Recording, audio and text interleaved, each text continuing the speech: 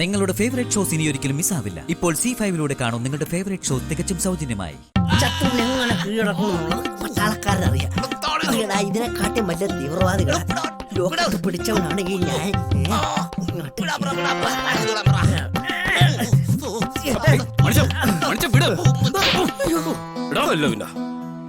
ഇങ്ങനെയാണ് ഒരു കലാകാരനോട് പെരുമാറുന്നത്. വിവരം കിട്ടവന്. സോറി, താങ്കൾ ക്ഷമിക്കണം. ഇവന് വിവരമില്ലാതെ പോയതുകൊണ്ട് താങ്കളുടെ മഹത്വം അറിയാതെ പോയി. അതുകൊണ്ടാ ഇങ്ങനെ പെരുമാറിപ്പോയത്. അതെ, നിങ്ങളുടെ ജോലിക്കാരന്റെ പെരുമാറ്റം ഞാൻ ക്ഷമിക്കും, മറക്കും. പക്ഷേ നിങ്ങൾ എന്നോട് ചെയ്തത് അത് ഞാൻ ഒരു കാലത്ത് മറക്കൂല.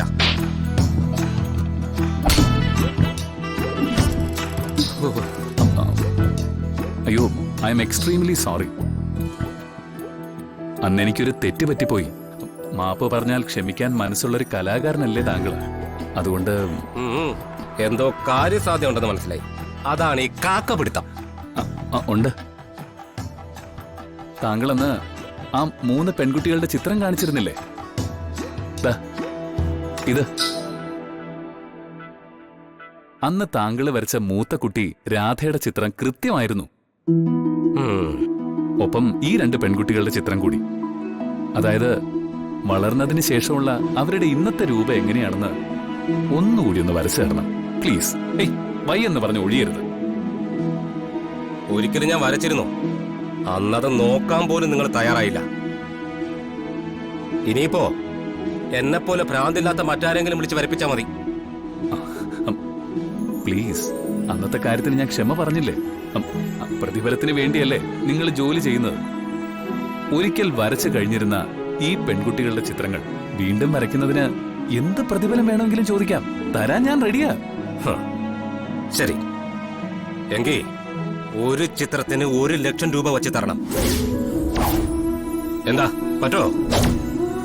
1 ലക്ഷം രൂപ എങ്കിൽ പിന്നെ പടം വരെ നിർത്തി ബാങ്ക് കൊള്ളടിക്കാൻ വെക്കൂടാ നിനക്കൊക്കെ? അതെ, ഞാൻ ജോലിക്കാരനോടല്ല പറഞ്ഞത്, യജമാനോടാ. വേണ്ട സാർ, ഇത് വലിയ അക്രമമാണ്. സാരമില്ല, ഇത് ഞാൻ സമ്മതിച്ചിരിക്കുന്നു. നിങ്ങൾ പറഞ്ഞ പ്രതിഫലം ഞാൻ തന്നിരിക്കും. ഈ പടങ്ങൾ എത്രയും വേഗം തന്നെ വരച്ചു തന്നിരിക്കണം, ഉടൻ തന്നെ. ശരി, വരച്ചു കഴിഞ്ഞു വരാം. അപ്പോഴേ കാശ് റെഡിയാക്കി വെച്ചിരുന്നാ മതി.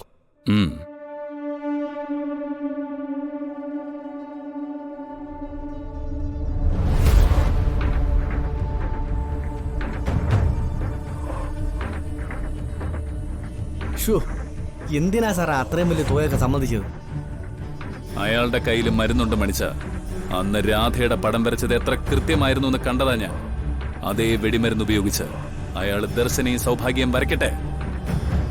അതുപയോഗിച്ച് ഞാൻ അവരെയെല്ലാം നേരിട്ട് കണ്ടുപിടിക്കും. പിന്നെ രാധയും സഹോദരിമാരും എന്റെ ഈ അന്തപുരത്തിലാ താമസിക്കുന്നത്. ഈ കോട്ടയ്ക്കലെ ഒരേ ഒരു രാജാവായ ഈ മേഘനാഥന്റെ കൂടെ ഞാൻ ചിലതൊക്കെ ആലോചിച്ച് വെച്ചിരിക്കുക. ഉറപ്പിക്കാൻ ഉറപ്പിച്ചൊരു വഴിയാക്ക് ഞാൻ 3 എണ്ണത്തിനെയും.